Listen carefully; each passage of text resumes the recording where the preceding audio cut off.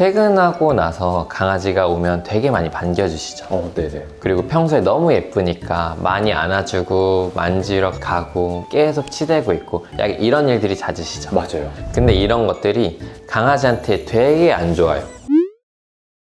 오늘은 보호자님들이 가장 많이 하는 실수 5가지가 있다고 해서 우리 12년차 훈련사님한테 그게 어떤 건지, 어떻게 하면 그걸 하지 않고 강아지를 더 건강하고 예쁘게 키울 수 있는지 알아보러 왔습니다. 대부분의 보호자님들이 알면서도 실수하는 것들이거든요. 오늘 아침에도 그랬을 수도 있고 훈련사들도 가끔 이걸 알지만 실수하는 내용입니다.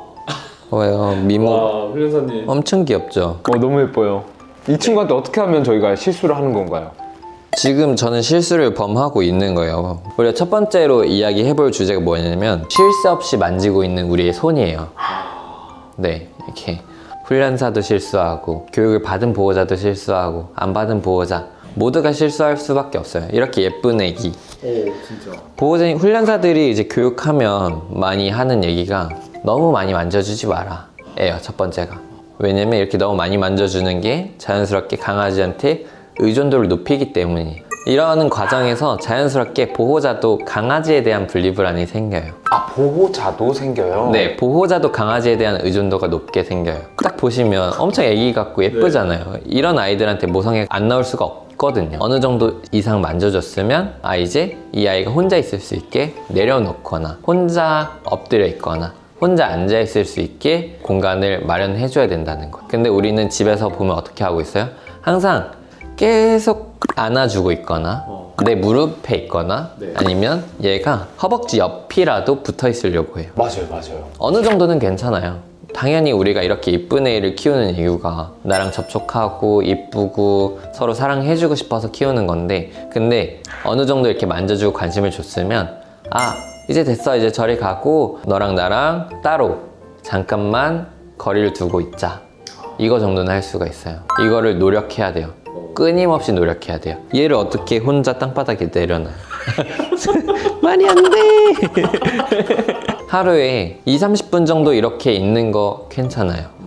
20-30분 이렇게 있었으면 한두 시간 정도는 아이 혼자 있게 해주고, 이런 거 없이 그냥 쭉 함께 하는 사람들이 있어요. 그런 것들이 과잉이라는 거죠. 여기서 중요한 게 한 가지가 있어요. 우리가 만져주고 싶을 때 이리 와 해서 만져주는 거 좋아요. 하지만 강아지가 나 만져줘, 나 안아줘 이렇게 했을 때 시도 때도 없이 안아주고 만져주고 관심 가져주는 건 이 아이의 애착도를 더 키울 수가 있어요. 강아지가 간식을 많이 먹으면 안 좋다, 이거 알고 있죠? 그쵸. 그렇기 때문에 간식 줘 이렇게 하면은 너 안 돼, 너 너무 많이 먹어서 안 돼, 마음이 아파도 안 줘요. 그럼 이렇게 볼 수 있겠네요. 이 친구가 너무너무 귀여워가지고 사실 그렇게 안하기가 굉장히 힘들어서 훈련사님도 실수를 많이 하고 있다. 네. 근데 과한 관심, 그리고 그 과한 관심이 스킨십으로 이어지는 거는 우리가 좀 지양할 필요가 있다. 관심과 스킨십이 무조건 안 된다가 아니라 이거 너무 많이 주면 안 되는데 라고 인지만 하면 인지를 돼요. 하고 있어야 되네요. 네, 인지만 하면 돼요. 두 번째는 귀가 후 격하게 반겨주는 강아지의 모습인데요. 그때 대처하는 보호자의 모습을 한번 보여드리겠습니다. 알겠습니다. 직접 한번 보시죠. 하이마! 옳지!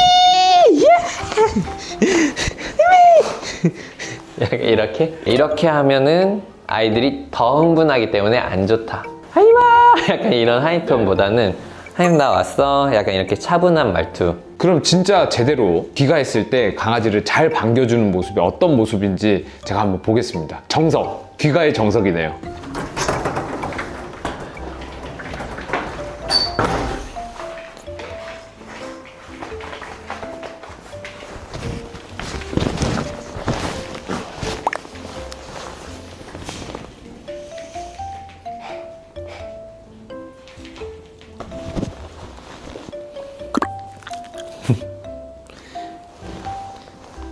이렇게 차분해지면 이렇게 좀 천천히 만져주셔도 됩니다. 처음에는 이렇게 흥분했을 때는 좀 놔두다가 이렇게 호흡이 좀 정상적으로 돌아오고 흥분하는 모습도 좀 이렇게 좀 잦아들면 이렇게 천천히 만져주고 이제 이야기하셔도 괜찮아요. 나 갔다 왔어. 왜 이런 행동을 해야 되는지 좀 궁금한데 설명 한번 해주세요. 보호자님께서 외부에 외출하고 집에 다녀왔을 때 강아지의 모습들이 어때요? 극도로 흥분해 있고 되게 방방 뛰고 짖기도 하고 긁기도 하고 거의 대부분 두 발로 이렇게 서 있죠. 근데 이런 모습들이 흥분이에요. 근데 그 흥분은 불안을 동반합니다. 아이들이 반가움과 동시에 불안하다는 뜻이에요. 반가워, 잘 있었어, 혼자 있느라 힘들었지, 약간 이런 것들이 흥분도를 계속 유지시켜줘요. 그러면 이 아이의 불안도 함께 높아지는 거예요.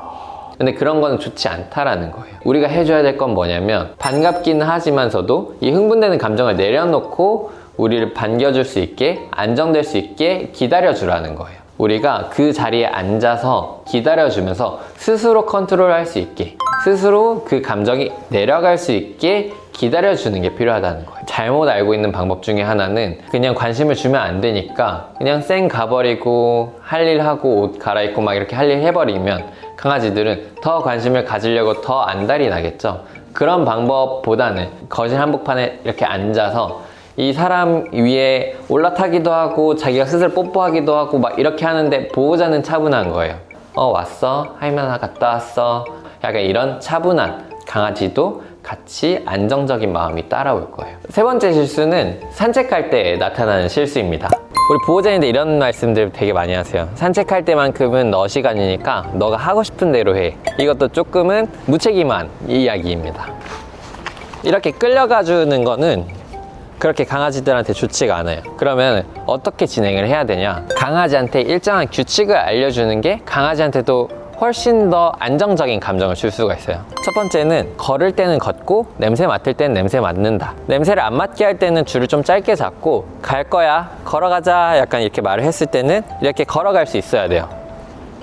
냄새도 좀 맡게 해야 될 거 아니에요, 그죠? 괜찮은 공간이 나타날 거예요. 그럼 괜찮은 공간에서 냄새 맡아, 혹은 화장실이라고 하는 의성어를 계속 말을 해주는 거예요. 화장실, 화장실, 혹은 하나 둘, 하나 둘. 이거는 냄새 맡으라고 하는 사인이구나, 혹은 화장실 하라고 하는 사인이구나 하면서 아이가 자유롭게 냄새를 맡아요. 냄새를 맡는다고 더 끌려가 줄 필요가 없고요. 여기서 이 줄 길이만큼 냄새를 맡을 때까지 기다려주는 거예요. 끌고 가면 더 갈 수 있다라고 생각을 하게 돼서 그 습관이 강해질 거예요. 줄을 이렇게 딱 우리는 말뚝이다 생각하고 이 줄 길이 반경만큼만 냄새를 맡게 해주고, 냄새를 다 맡았다고 생각이 들면은 가자 해서 또 가고, 가다가 또 적절한 공간이 나타나면 냄새 맡아, 냄새 맡아, 화장실.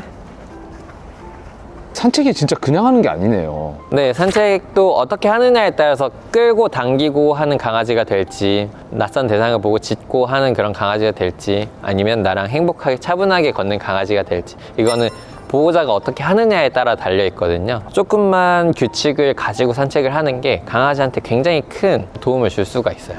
네 번째로 가장 크게 실수하는 건 식습관입니다. 꿍이야, 야, 밥 먹자. 안 먹어. 꿍이 밥 먹을까?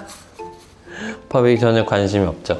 많은 보호자님들이 이렇게 밥을 안 먹으면 이제 강아지가 배부른 게 아닐까라는 생각보다는 밥이 맛이 없나? 라는 생각 먼저 하세요. 많이 하시는 실수 중에 하나가 밥을 계속해서 바꿔주게 됩니다. 바꿔줬을 때 그 당시에는 되게 잘 먹어요. 맛있으니까, 이제 뭐 바뀐 맛이다 보니까. 그러다가 한 일주일 지나면 또 밥을 안 먹게 돼요. 그럼 또 사료를 바꿔주게 돼요. 반복되다 보면은 강아지가 입이 짧아지기 시작합니다. 그럼 맨날 바꿔줘야 되는 거예요. 입이 굉장히 까다로워지는 거죠. 네. 그렇게 되면 고기를 섞어주게 되고, 고기나 통조림 이런 것들을 섞어주지 않게 되면 밥을 안 먹고, 그러다 보니까 보호자님들은 이제 네가 먹고 싶을 때 먹어 하면서 자율급식을 하게 돼요. 근데 이 자율급식이 강아지들한테 그렇게 좋은 게 아니에요.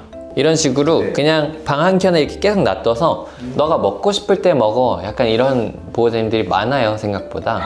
왜냐면 우리 보호자님들은 직장생활 하시는 보호자님들이 되게 많잖아요. 그렇다 보니까 내가 출근해 있을 때 배가 고프면 어떡하지? 약간 이런 걱정들 되게 많이 하신단 말이에요. 이 아이가 혹시라도 굶으면 안 되니까 사료를 꽉 채워놓고 출근을 하신단 말이에요.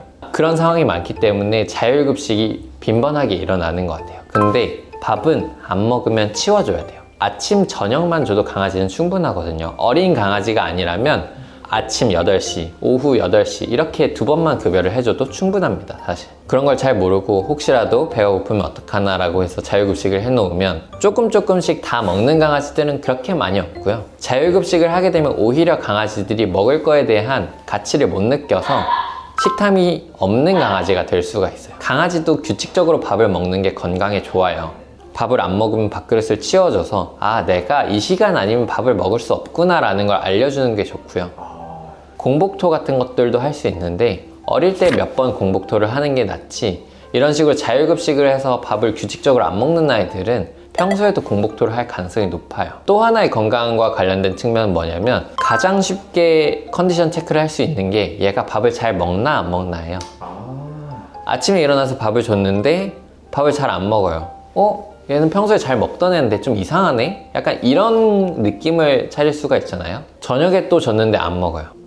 이거 어디 이상하다. 강아지는 말을 못하니까요, 그죠? 아프고 컨디션이 안 좋은 거 일시적일 수 있겠지만 근데 그게 하루가 지속이 된다고 하면 더 확실하게 체크를 할 수가 있단 말이에요.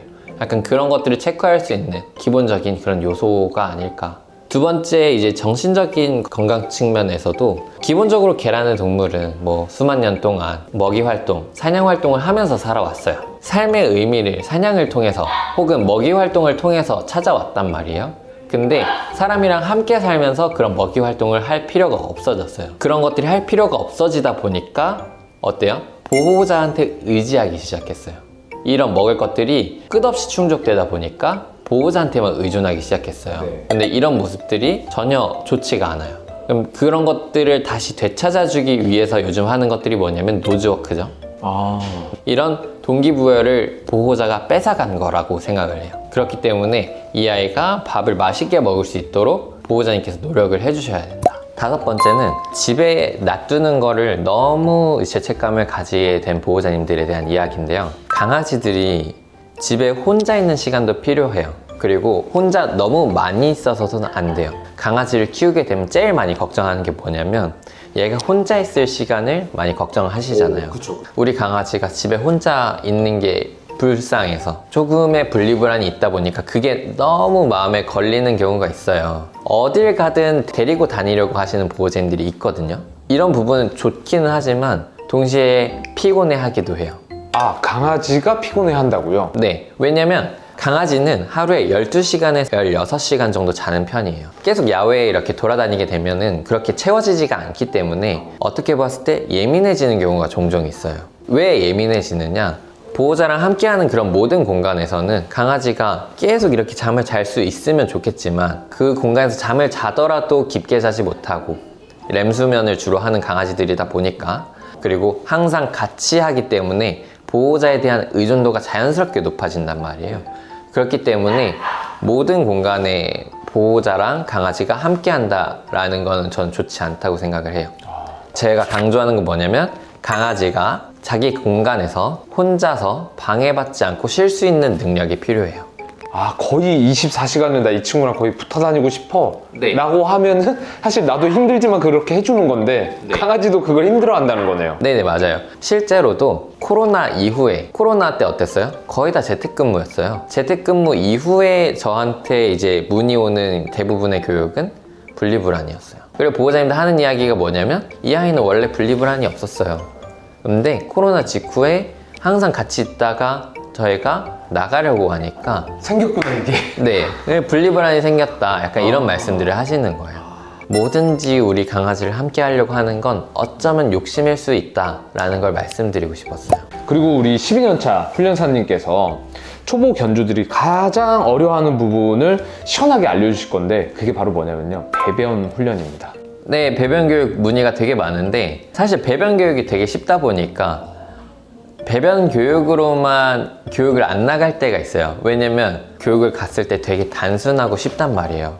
그렇게 쉬워요? 네, 쉬워서 그냥 전화로 알려드리고 이렇게 해봤을 때 안 되면 그때 가겠다라고 말씀을 드려요.